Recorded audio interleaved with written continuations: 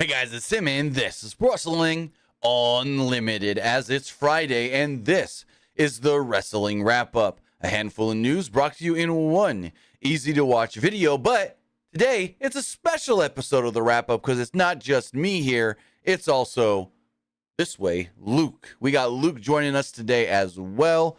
Luke said he didn't have any classes, and I was like, okay, you want to jump on? Jump on. Luke, how's your Friday going? It's honestly been going pretty well. No classes, so that's a plus for me. Basically, it feels like a long weekend if you really think about it. So what, 4-day weekend? Because you don't have school Monday, right? Yeah, Monday's Labor Day, so Yep. God dang.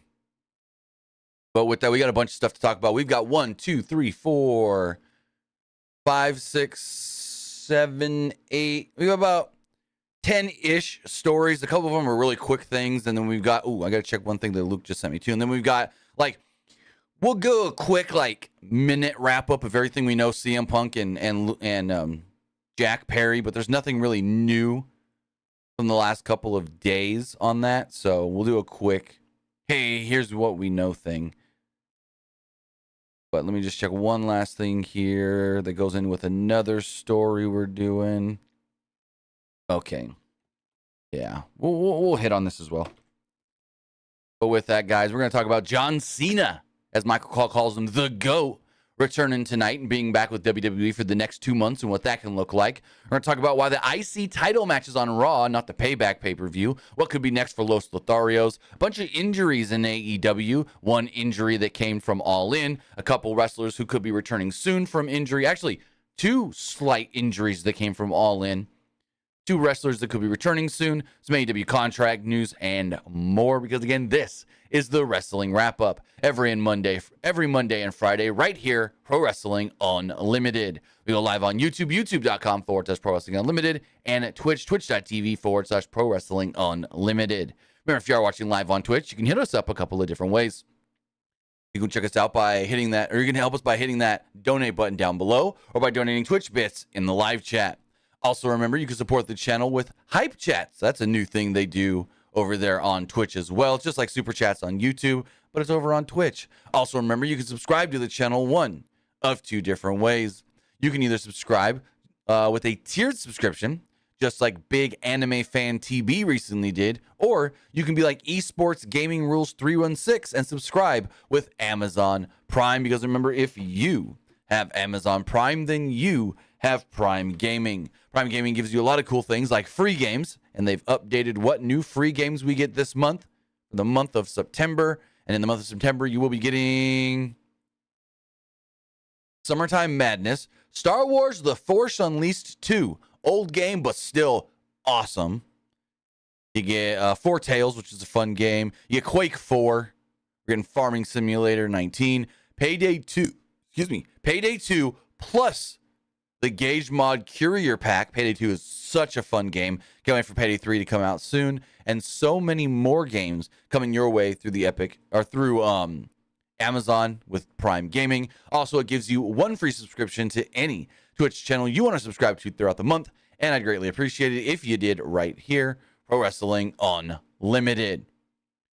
Also, remember, you can hit that join button on YouTube to become a channel member. And finally, head over to the Epic Game Store. Head over to the Epic Game Store and buy something. There's a bunch of games on sale right now, like The Last of Us Part 1, Returnal, Spider-Man Miles Morales, and the original 2018 God of War. They're all on sale. And when you want to buy those games, remember to put in this code right here. Check out PWU Unlimited. Go over there, claim the free game, Cave Story. Cave Story Plus, actually, it is. Cave Story, a really fun game. Never played it, but I watched a friend play it. Really cool 2D game. Also, remember to get into that new season of Fortnite. Fortnite Season 4 is out. We streamed that the other night. Me and Mr. Bangs were going in there. 2 games, I believe it was. Maybe 3. I know we won 2 for sure because we won 2 in a row. But yeah, use code PWUNLIMITED on Fortnite, whether you're getting the Battle Pass for the new season, getting Bianca Belair, Becky Lynch, or John Cena. But speaking of John Cena is our first news story of the day, because tonight, John Cena is returning. John Cena is coming back to WWE for the next 2 months at least. So what we know is originally WWE announced that John Cena will be returning tonight on SmackDown and then next week for Superstar Spectacle in India, where he will be teaming with World Heavyweight Champion Seth Rollins against Imperium's Ludwig Kaiser and Giovanni Vinci. Now, at the time, nothing else was announced. Then earlier this week, WWE goes, oh, hey, by the way, next 2 months, we've got Cena. Cena's going to be on every SmackDown except next week going forward throughout the month of September and October. And so that brings up a lot of questions like, what are they going to do with Cena? How are they going to use Cena? And last night, WrestleVotes actually sent out a tweet that we're going to pull up here on the screen, because they had a interesting tweet last night about John Cena and the Payback pay-per-view tomorrow. Let's grab this, throw this up on the screen. WrestleVotes tweeted out, quote, hearing rumblings that Payback will have a special guest host this Saturday night, and his name is John Cena.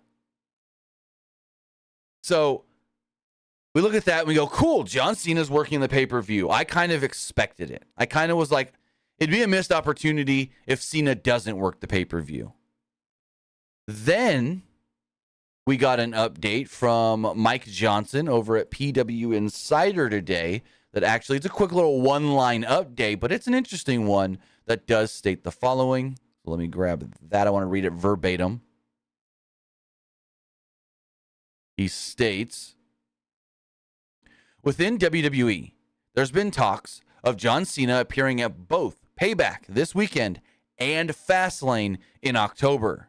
So not only is Cena going to be working the SmackDown schedule going forward every Friday, but he's also going to be most likely working the pay-per-views in those 2 months as well. Payback and Fastlane. Now, when talking about what could John Cena actually do, we're going to get into that here in a moment, but we want to get Luke's thoughts on John Cena coming back for the next 2 months. What do you think of Cena coming back and taking on, I guess you could say, a pretty decent schedule? I think it's cool. Also, kind of surprised because you would think Cena is like a very busy guy and he can't really do like WWE for like a long certain time anymore. But I think it's cool. I think it's going to lead to maybe him building like him versus Grayson Waller, because they did tease that at Money in the Bank. Get into that in a second. There is something else, but you call John Cena a busy man. John Cena's not busy right now. John Cena can't work when it comes to Hollywood stuff because of the strike. Because of the actors' strike, Cena can't work right now. Like I stated earlier this week on the Monday show, we got hit up by the PR for John Cena's next movie, Freelancer, and was literally told, hey, it's a John Cena movie. You guys may want to cover it or talk about it or something. We'll send you a screener and this and that. But because of the actors' strike right now, Cena will not be available for interviews because he is not allowed to do interviews with the strike ongoing. So because the strike is ongoing, A, they can't be filming anything, and B, they can't be promoting anything. And that also goes in with Samoa Joe. The reason Samoa Joe worked Death Before Dishonor this year was because he was not allowed to go to Comic-Con and promote Twisted Metal. He was supposed to. He was supposed to go to Comic-Con this year and promote the Twisted Metal show. But when the strike happened, he was told, yeah, that's not happening anymore. You can go do whatever you want. He called Tony Khan and said, I'm available going forward whenever you need me. And Cena's the same way. Cena, Rock, Batista, none of them can do anything within the Hollywood realm. None of them can film anything. None of them can promote anything right now. And John Cena took it upon himself to come back to WWE. So I think that's very awesome. Will we see others? Batista? The Rock? I don't think so. Because we always see when Cena's got free time, he comes back to WWE. I mean, I highly doubt Batista, but The Rock, though, like he's still a busy guy even without Hollywood. True. Now, as far as what Cena could be doing going forward within WWE and over these 2 months, according to, and take this with a grain of salt, according to Worked Wrestling on Twitter, who's gotten a couple of things right recently, and that's the reason usually I don't read them, because like months ago they were kind of getting stuff wrong, but recently they've kind of got a good track record. But they do state, quote, John Cena versus Cody Rhodes has been discussed as a possibility during Cena's return stint. Now, Luke brought up the whole John Cena, Grayson Waller stuff. Maybe we do see something tomorrow night at the pay-per-view with John Cena and Grayson Waller. Because remember who else is supposed to be doing something tomorrow night with Grayson Waller? That's Cody Rhodes. So maybe Cena does something during the Grayson Waller effect that then affects Cody because Cody's on the Grayson Waller effect that upsets one over or the other, and then we get some sort of tension. Cena, Cody, somehow. I don't know, but maybe Grayson Waller is the glue that puts them together. Great match. Be a simple John Cena match, of course, but I think Cody and Cena would have a great match, whether that is, well, I would assume that's going to be on the Fastlane pay-per-view because they need stuff right now to just keep Cody busy. Hence why he's doing Grayson Waller effect on Saturday, tomorrow. Here's the question, though. Do they do babyface versus babyface is the real question. Yeah, because it's Cena, it'll be fine. And because it's Cody. Yeah, but hopefully they don't turn Cody heel. No, they're not going to do that. They're keeping him babyface because he's going to go back and eventually challenge Roman again for the belt. But I don't mind it. John Cena versus Cody Rhodes. It gives Cena a match with a top star. And it gives Cody something to do that's not, no offense, Dominic Mysterio or the Grayson Waller effect. Now, the Dom stuff wasn't bad. I will say that. The Dom stuff wasn't bad. But him just, we want Cody on the pay-per-view, but we have nothing match-wise for Grayson Waller effect. Like, that seems very random. And I feel like Grayson Waller effect is not just for Cody to be on there and whatever with Grayson, but to set something bigger up. And it could be this Cena thing. Cena is, again, rumored to host the show. So maybe Cena is out there doing hosting stuff. Waller then comes out and says, hey, I'm the better host here. I'm going to host the Grayson Waller effect. Get out of the ring. Here comes my guest. And then we go from there. Or Cena interrupts it saying, all right, we're over this. I'm going to take over host. I don't know how that's going to work. But I feel like the Grayson Waller effect segment could be used to set up Cena and Cody, if that is the correct route they're going. Again, we're getting Cena tonight on SmackDown. So do they maybe plant seeds there or no? Probably not because Cody's a Raw guy. Nah, I don't think so. Because, well, a lot of people are saying, Cody was on SmackDown last week, but that was all for like the Bray Wyatt stuff, though. But, Bray Wyatt and Terry Funk, yeah. Yeah, so I don't see him being on SmackDown tonight. Maybe there's a slight chance, but at the same time, I don't think so. Yeah, I don't either. Where is SmackDown tonight in relativity to tomorrow's show? Because tomorrow they're in Pittsburgh. I'll go to WWE's website, click schedule. What the frick? I click WWE.com and it took me to Google. Okay. Tickets. Schedule. Tomorrow they're in Pittsburgh. Tonight they're in Hershey. Not too far away. Hershey to Pittsburgh. How long is that drive? They're literally 3 hours away. So, yeah. If they're bringing Cena in to work Hershey tonight, there's absolutely no reason he doesn't work tomorrow. It's a simple 3-hour drive. It's 3.5 with traffic, maybe. So, yeah, I could see that happening easy. As we move forward into our next news story, this is a little quick hit, as I like to call them.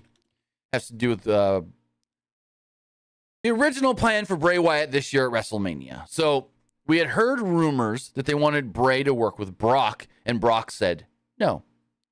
Well, according to Dave Meltzer in the latest Wrestling Observer newsletter, Meltzer did confirm the following.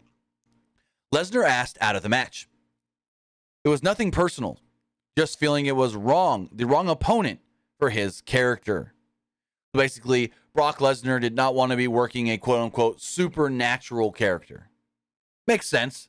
Brock and Bray probably would have had a compelling match, but the storylines would have been weird, and Brock Lesnar having to deal with all that stuff and story and character-wise wouldn't have made sense. So Brock pulling out of that, totally get it. Now, if Bray was the champion, that would have been a different story. You do the match with the title on the line. But if it's just a match for match's sake, meh. And then ultimately, as we saw, Bray got sick, didn't work WrestleMania, and Brock went on to take on Omos. Jeez. He went from Bray to Omos. Apparently, Brock likes Omos, though. I mean, maybe to Brock, he was like, Oh, I think Luke froze. We're freezing here a little bit. Give me 1 second. Okay, I think we're good. I think we're back now. What were we gonna say? Yeah, I think for Brock to work with Omos, maybe in Brock's mind, it was like, oh, like it'll be a quick match, so I can get out of here. Right, and the rumors around that was that Brock actually likes Omos. So Brock likes to work with people he likes. As we move forward, though, into our next news story, we do know that next Monday on Monday Night Raw, the Intercontinental Championship will be on the line. Some have asked why this match is not taking place at Payback. And we do have some info about that right here. It'll load. We got a tweet from it or about it. Pull this up on the screen. Hope I don't butcher this guy's name, though. So, Ibo, I think is his name. Ibo from Wrestling Purist does tweet out the following. I reached out to WWE for comment on why Chad Gable versus Gunther wasn't put on Payback. The general word I got was that the Payback PLE had, quote, enough. The show was sold out, and they wanted a big match they can use for television that would really help the ratings. If this is the case, I think WWE should give Gunther and Gable the last half hour of Raw next week. So, it'll be the third match between the two. They're going to be working Raw. And it's like, I do believe this, but also I don't believe this at the same time. Because how many times have we seen Gunther defend that IC title on television and not the pay-per-view? Like, so many times.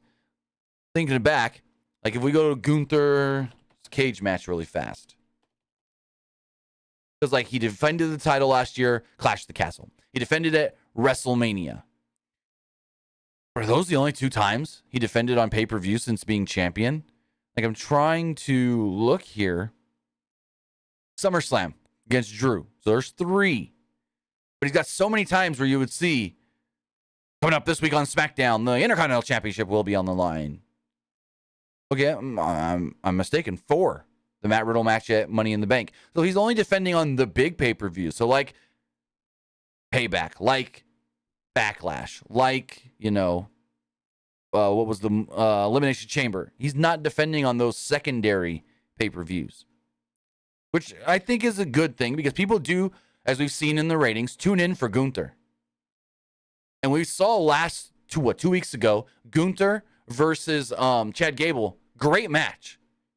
Can't get any worse than what we got the other week. And so this, again, is going to be another great match between the two. But yeah, Gunther works a lot of television opposed to pay-per-view. Is Mondays when he beats the record, or is it like further down the line? He beats the record a week from today. So he has to beat Chad Gable on Monday. And then he goes to Friday. He ties the record. Next Saturday, he breaks the record. If I did the math correctly. So it's like Friday or Saturday, he breaks the record. They should do something on Friday with him, if I'm being completely honest. That would be cool. Which I know he's a Raw guy, but if It's he's fine. breaking the record like on Saturday. Like they need to I think make they note. should. Yeah. Need to make some sort of a note about it.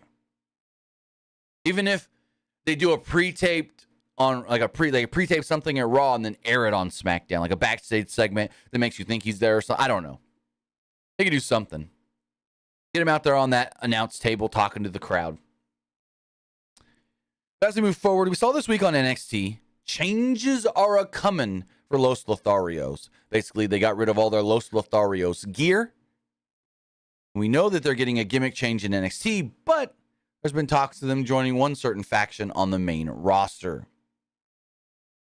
According to Dave Meltzer in the latest Wrestling Observer newsletter, he states that Garza, quote, has been teasing some Perros de Mal related stuff recently. Perros de Mal, Dogs of Evil, was a Lucha Libre stable associated with Consejo Mundial de Lucha Libre in AAA. Among its members were Hector Garza, who is the uncle of Humberto Carrillo, who is cousins with Angel Garza. Meltzer would also reveal that the idea is being, quote, batted around to have Garza and Carrillo possibly do something with the LWO. It's unclear if they would do something against them or join the group. Meltzer would state that those things, though, are way down the line and could easily change. Because, again, they're doing this whatever new gimmick is going to be in NXT.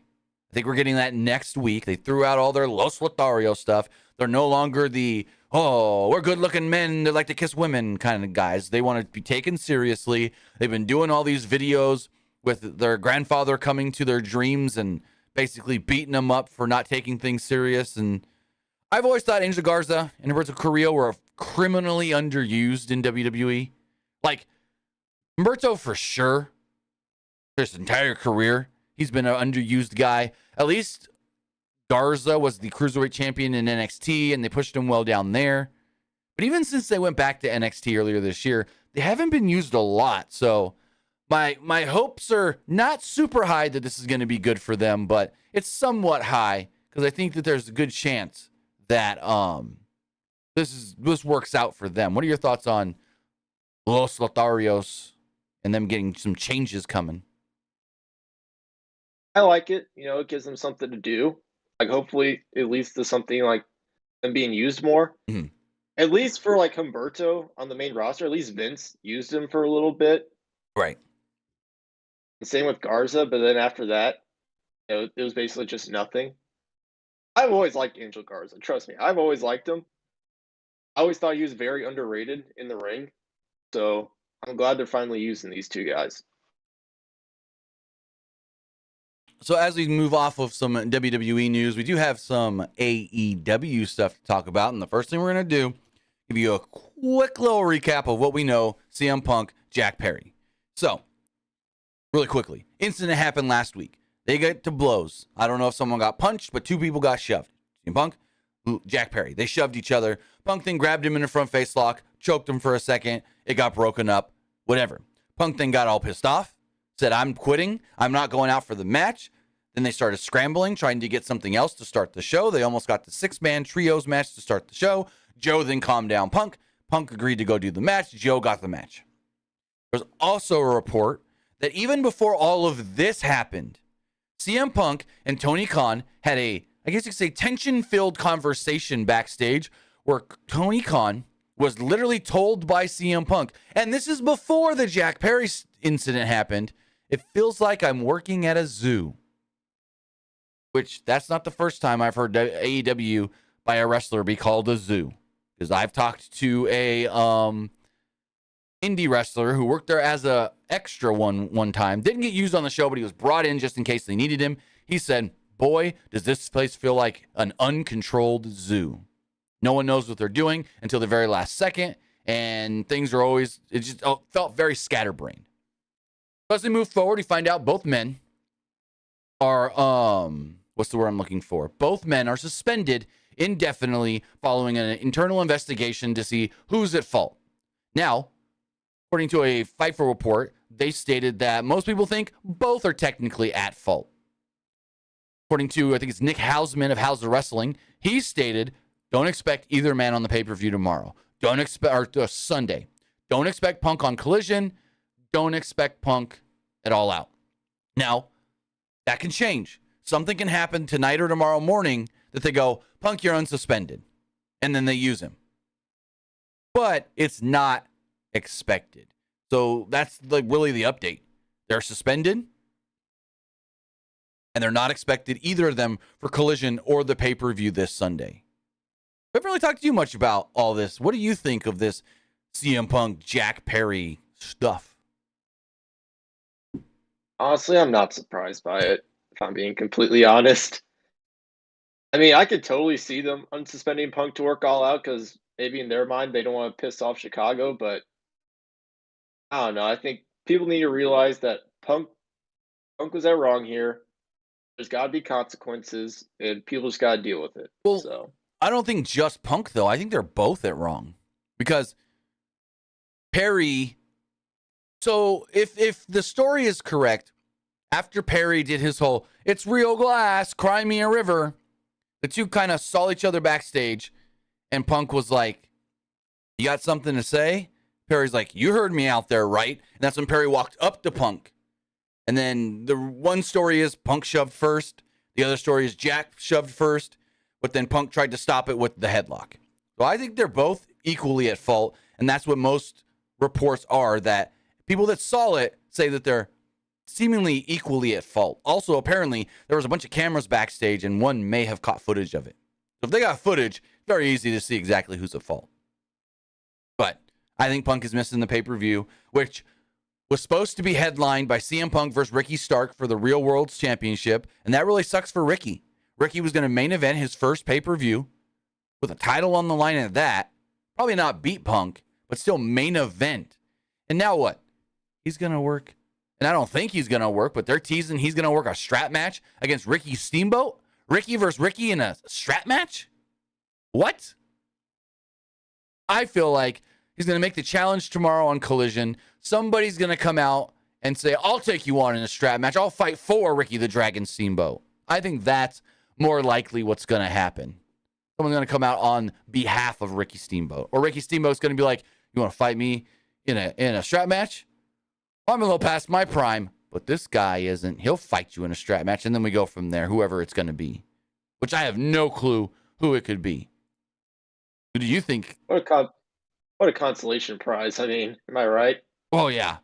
And even if we do get Ricky in the strap match against Ricky Steamboat or somebody else, he's not going to be main eventing. Because now, if Punk is not on this show needs to main event with Jon Moxley and Orange Cassidy after that segment last Wednesday on Dynamite. Because that was great. And I feel like that is the most talked about match going into this show. And that's also the most built up match. The international title, Orange Cassidy, Jon Moxley needs to be the main event. I'd say either that, or I could also see Kenny and Takeshita main eventing. I could. Tony likes titles in the main event. Tony likes the title match to main event. Because he's the old school guy of, well, the titles are the most important thing. So, we'll see. I don't know. We still got Collision tomorrow. Let's see what happens. Maybe they do unsuspend Punk, and Punk is the one that comes out and says, "I'll fight for Ricky, against Ricky." I don't know. It'll be interesting. I'm also not a big fan of the real AEW championship. Like, I don't know if you feel the same way, but I'm indifferent about it. I don't really care. I know why they're doing it. They're doing it because they want a world title on Collision, because we got the two different brands, I guess you can call it. Just like with WWE. They said that USA Network was getting upset that they didn't have a world title. So it's basically they need something that feels exclusive and important championship-wise on Collision. That's in my opinion, all it is. But I don't care either way. Honestly, going into All Out, I thought it was going to be CM Punk versus MJF with both titles on the line. So did I. And honestly, maybe it wasn't. Well, no, it wasn't, because it was supposed to be Ricky and... Never mind. It was supposed to be Ricky and Punk. I don't know. Like I said, maybe they keep this going for a while just so they have something for people to want to fight for on Collision. Now, that incident happened at All In. There's one AEW wrestler who was supposed to work All In and never did. And, well, that was AR Fox. And it seems like because of all of that, they had to make changes. They'd add Christian to the match instead of AR Fox. And there's heat on... We'll read the FIFO report. FIFO writes the following. We learned more about the AR Fox situation. One that had some heat on him within AEW. We're told that AR Fox was planned for the match with Swerve Strickland against Sting and Darby Allin at All In. Unlike the situation with Rey Fenix, where he was never truly set for the match and was planned to be removed from the start. It was noted to Fightful that Fox actually hasn't worked international dates since 2016, and the company did not feel like he was forthright about his ability to work outside of the country. Though, we haven't heard exactly why he couldn't. Ultimately, the late switch caused what we saw unfold on Dynamite, with AR Fox taking a pin, losing to Nick Wayne. We're told that despite being well liked in the company, there was heat on him for the situation. There was some discussions regarding his status with the Mogul Embassy affiliates and whether or not he should stay, but ultimately the decision was made for him to split from the group. So I don't know why. Some people on Twitter tried to keep saying he doesn't have a passport. He doesn't have a passport. Well, why wouldn't he have a passport since 2016? There's something more. I don't know. I don't want to speculate and be wrong. There's stuff in my head that I think it could be. But yeah, he hasn't been able to go out of the country since 2016. So it's not like it's something new. And it doesn't sound like a passport issue to me. Any thoughts? I mean, it wouldn't be a visa issue, would it? No, passport, visa all kind of ties in together. Not if it's dating all the way back to 2016. I was going to say it. Yeah, Sounds like a legal issue that's not allowing him to leave the country, like when the Usos couldn't go to Canada forever. Or Jeff Hardy couldn't go to Canada either. He still can't go to Canada. Jeff Hardy couldn't go to London. That's why they didn't do anything with the Hardys and All In. There was a match discussed for the Hardys, but then immediately they knew they couldn't get Jeff over there. It could be something like that. But also speaking of AR Fox was supposed to work StarCast this weekend, but StarCast yesterday tweeted out the following. Due to circumstances beyond his control, AR Fox is no longer appearing at StarCast. All pre-sale meet and greets for AR Fox will be refunded in a timely manner. Again, don't know exactly what that is, entailing and why he can't work the show, but he got pulled. And he's not the only AEW wrestler that actually got pulled from StarCast. Got another AEW wrestler that was pulled from StarCast due to injury. Pull this up on the screen right here. StarCast tweeted out the following. Due to injuries sustained in his coffin match at AEW All In, Swerve will no longer be appearing at StarCast. Swerve Strickland. Swerve Confident is what his Twitter name is. Anyways, all pre-sale meet and greets for Swerve Strickland will be refunded in a timely manner. But we don't know what the injury is. We don't know the extent of the injury and how bad it is, but it's bad enough to at least say, hey, I can't do a meet and greet.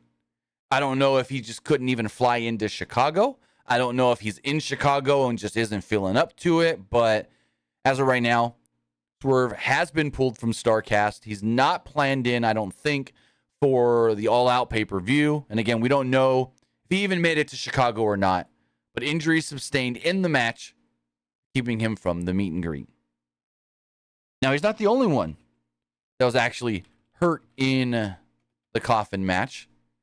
But this other person is still going to work his title match on Sunday.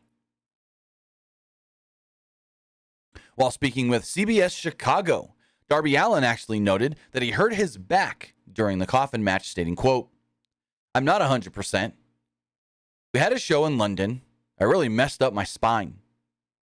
I'm trying to take it easy before Sunday. My lower back is really banged up. At the show in Wembley, I jumped off the top rope and landed on a metal coffin on my lower spine. Luchasaurus, he's a huge dude. I think a lot of it has to do with where I'm willing to go in that ring.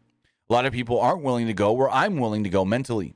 I can take a butt kicking when things are going. Then, there are things I'm capable of that I believe nobody else is. And then asked about the possibilities of missing the pay-per-view, he goes, no, I can still touch my toes, so I'm good. But Darby is dealing with some sort of a lower spine issue. And when he landed, he came off the top rope, crashed down on that coffin. I go, oh my God, that hurt me watching. That hurt me watching. And he hit that coffin so hard, he dented the crap out of it. And yeah, messed himself up. But we know Darby. Darby will fight through anything. Darby is a very tough son of a gun. And I guess you can say, if he's cleared, let him wrestle. But we've also heard in the past, Tony Khan has encouraged some people to work hurt. What are your thoughts? I assume at All Out in his match against Luchasaurus, I assume it'll probably going to be like a short match or maybe they'll probably do a lot of interference so that Darby doesn't have to do as much, I would say. A lot of Sting, a lot of Christian, probably. Yeah, as far as him winning the belt, I don't think so, because maybe they were supposed to have him win the belt, but maybe not, because maybe they're unknown of how long this injury will be. I feel like if they're, no, we don't know this, but if the plan was for him to win the belt, I still think he does. Because they can just, we see so often, like, when's the last time that TBS or TNT title was defended? A lot of these belts are on somebody, and then they don't get defended for a month or 3 weeks or whatever. So they can put the belt on him and just take it easy, or have him defend it in like quick whatever matches. So again, I feel like if the plan was for him to win the belt, which I heard it was discussed at one point for him to win the belt, I don't think they're going to stray off of that at all. I don't know. I mean, normally when they have a babyface holding like a mid-card belt, like they do a lot of those like open challenges with the babyface. You're not wrong there. I will say that. You're not wrong there. So maybe that's why they might not put the belt on Darby. Yeah. I mean, there's a chance. Because normally when they have a heel holding a mid-card belt, they don't defend it as much. But when they have a babyface hold it, they're like defending it every single week in open challenges. Yeah, I get that. I'm trying to think. Yeah, Chris Statlander defends the TBS title often. Orange Cassidy's defending the international title most weeks. So I can see that. Nick's in the live chat over on Twitch. He says, I have no clue what he's talking about. Spam Masubi. I got to be like top 10 foods created. Golly. I don't know what he's talking about, but okay. He said, Statlander, the GOAT. Yes, Chris Statlander is great. Gotta love you some Chris Statlander. But let me look one thing up. I think we're going to be getting some interesting news coming in ahead of tonight's SmackDown. Let me look at something really quickly. It's spam rice and seaweed, man. LMAO.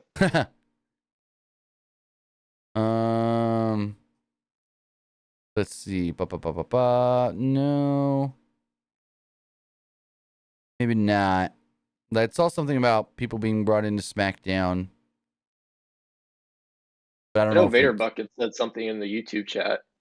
Yeah, someone also sent me something on Twitter, but it's a tweet from a very unconfirmed Twitter account, like credible Twitter account. So I see something more credible, I ain't going to talk about it. But what I can talk about are hurt AEW wrestlers that could be coming back soon. And the first one, Bryan Danielson. Dave Meltzer actually had an update on this in their recent Wrestling Observer newsletter, and I'm going to read the write-up from FRW Online about this, stating, quote, our own Dave Meltzer addressed the status of Bryan Danielson in the latest Wrestling Observer newsletter. Danielson has been out of action since Forbidden Door 2, when he suffered a broken arm in the match against Kazuchika Okada. He underwent surgery to repair the injury on July 3rd and was expected to be out for 3 months, missing Grand Slam on September 20th. Meltzer wrote in Friday's newsletter that Danielson has been told that he will be able to return in October. It could be a, quote, photo finish to see if he's actually cleared in time for the Wrestle Dream show in Seattle on October 1st. Now, that would be cool to get him for that show because he's from the Seattle area. So if they can get him on that Wrestle Dream pay-per-view, that show that's supposed to be a tribute to Antonio Inoki, the 1-year anniversary of his passing, that'd be cool to have Danielson on that show for a number of reasons. But Meltzer writes, quote, he'll probably need a photo finish, but Danielson was told he could return in October. And being in Seattle, that would be the place, if anywhere. That would be the place of anywhere if everything goes well and if he can cross the finish line by those dates. So we got another month of no Bryan Danielson, unfortunately. We'll see if he can come back by October 1st. Well, actually, yeah, September, October. So yeah, we've got about a month, and we'll see if he can come back for the Wrestle Dream show or not. Now, another injured wrestler that could be coming back soon is Bandito. Bandito has been out for a little while as well. This also comes from the Wrestling Observer newsletter and F4W Online. They write, quote, Bandito suffered a triangular fibrocartilage complex injury, bones that connect the forearm to the wrist. In his match against Kungoste Takeshita, I don't know why I can't speak, on the June 14th AEW Rampage tapings. It is believed he had surgery to repair the injury in early July and is on track to return sometime this month. Looks like we lost Luke here for a second, so I'm going to go solo here while we figure that out. Bandito has has the cast off his wrist, so he should be back soon. He got the pins taken out 2 weeks ago, and September was originally when he was expected to return, Meltzer wrote.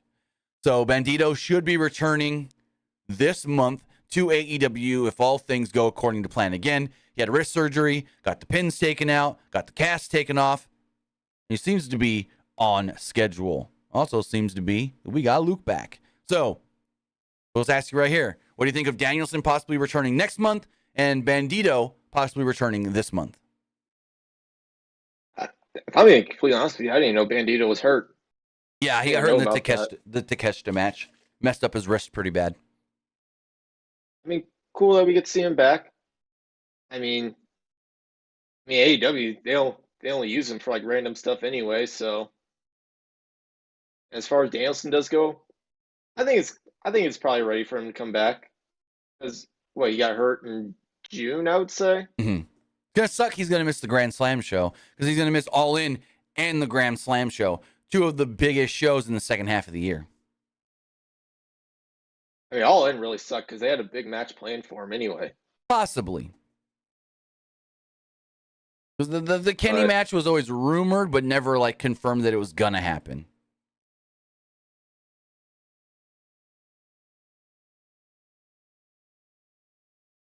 Okay, so I'm just gonna say Vader buckets. That doesn't confirm jack shit. That confirms nothing. Seth's working the pay-per-view tomorrow, so of course he's gonna fly in to an airport near where SmackDown is tonight or where near the show is tomorrow. But just showing me Seth's at an airport means nothing because he's got to fly in for the show tomorrow. And a lot of times, guys will fly in the day before. Maybe he goes to SmackDown tonight, maybe he doesn't, but sending me that photo means nothing. Because also, I feel like if I'm looking at the photo, hold on, it might be an old photo too. Maybe not, maybe. There's not a lot of blonde in that Seth hair, and Seth's got a lot of blonde in his hair right now, so I'm just saying. No credibility to it, unfortunately. But what there is credibility to is that Jim Ross's contract with AEW is up at the end of this month, as he actually confirmed himself.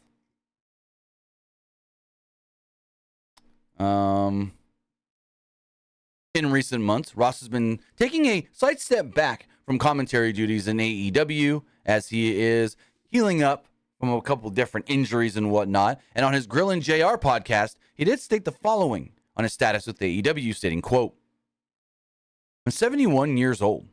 I can't do this forever. I feel like my work is pretty decent right now. My voice is strong. I don't want to sit home, but it takes two to tango. Like I said, I don't know what the expectations are of me in AEW, in the AEW world. I said before, and I'll stick with the same story because it's true, and that is, it's up to Tony, in large part, him and Barry Bloom, who's my agent. Barry Bloom represents the Young Bucks. I think Hangman Page, Kenny Omega. I think he represents Don Callis, who's doing a good job.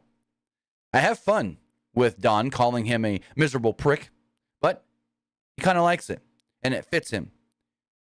He's done a good job as a heel manager. Barry represents a lot of guys, which means to me that Barry has a good communication with AEW.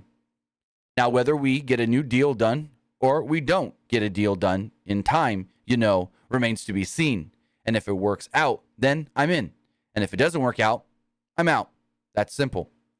I'm not being nonchalant or cavalier about this. It's just that the reality of it.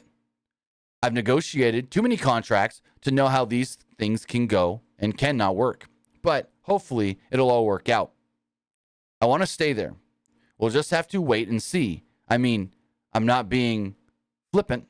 and I'm serious about it, I can't wave a magic wand and say, okay, here's my deal and here's what I will do. I haven't made any demands at all, but I like the challenge of building Collision into a good show, a watchable show. I also think it'll be a short negotiation. I'm very signaled right now in that regard. We'll see where it goes over the next month before my contract is up. I'm optimistic it's going to work out. But if it doesn't, then you'll be seeing me more on the autograph circuit and things of that nature. You never know what else might pop up. So I'm just a mini Pearl, you would say. I'm just proud to be here. Basically, as I said, we'll see what happens over this next month before his contract is up. But yeah, Jim Ross, I don't see Tony Khan wanting to lose him. Tony doesn't use him often. He's been using him more now on Collision than he was originally. But yeah, I don't see Tony Khan wanting to lose Jim Ross. And I think Tony Khan, and the fanboy that he is, I'll just say it right here, he's going to do what he has to keep Jim Ross. And it's not like, and I don't know, nothing against Jim Ross. I don't see other companies trying to fight for him either, though. So it's not like they're, oh, well, WWE's going to offer me this, so you got to offer me that. What do you think? Yeah, I don't really see WWE bringing him back as like a commentator role. I don't see them bringing him back for anything. Only time WWE would bring him back is for like a one-time appearance for a show. Yeah. Or like hypothetically, if they wanted to induct into the Hall of Fame this year, they'd bring him in for that. Well, you'd be mistaken. He went into the Hall of Fame in like 2007 with Jerry Lawler. Jeez, I don't even remember that. You're still a little young tyke back then. That's why. Anyways, but I was in preschool at that time. Right. Let me see. When did Jim Ross go into the WWE Hall of Fame? As I know, him and Jerry Lawler went in the same year. He went into the WWE Hall of Fame in 2007. Yeah, I was right. But we'll see. I can maybe see like them doing some big Raw anniversary show and wanting JR and King to call a match or something. That's the only reason I can see WWE ever